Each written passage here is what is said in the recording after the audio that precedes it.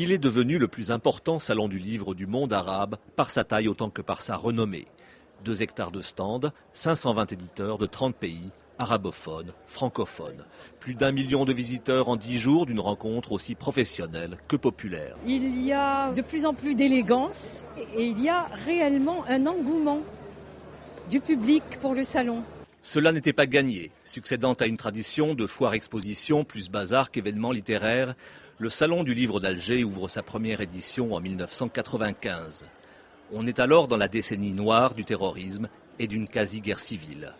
Ce n'est pas de gaieté de cœur de me rappeler de cette décennie noire, mais c'est l'hémorragie de nos intellectuels qui sont tous partis.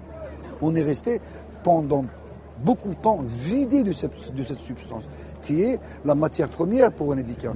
16 éditions plus tard, le climat est certes moins tragique, sinon totalement pacifié. Poussés vers le fond du salon, les éditeurs religieux ont dû se faire plus discrets que naguère. Plusieurs centaines de leurs livres ont été interdits d'exposition au motif officiel qu'ils contrevenaient à la loi.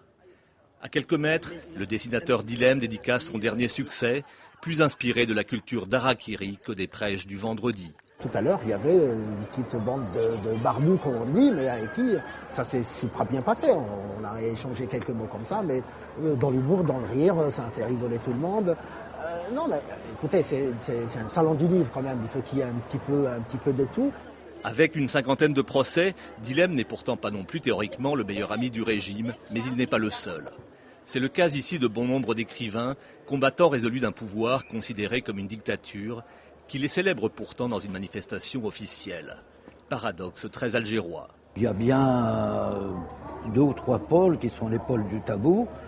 On ne touche pas à la religion, on ne touche pas à certaines positions géopolitiques de l'Algérie, etc.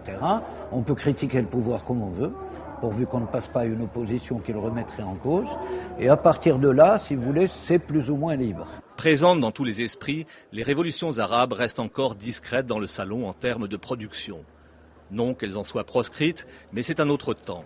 Expression de l'imaginaire à maturation lente, la littérature semble comme embarrassée par une réalité si pressante.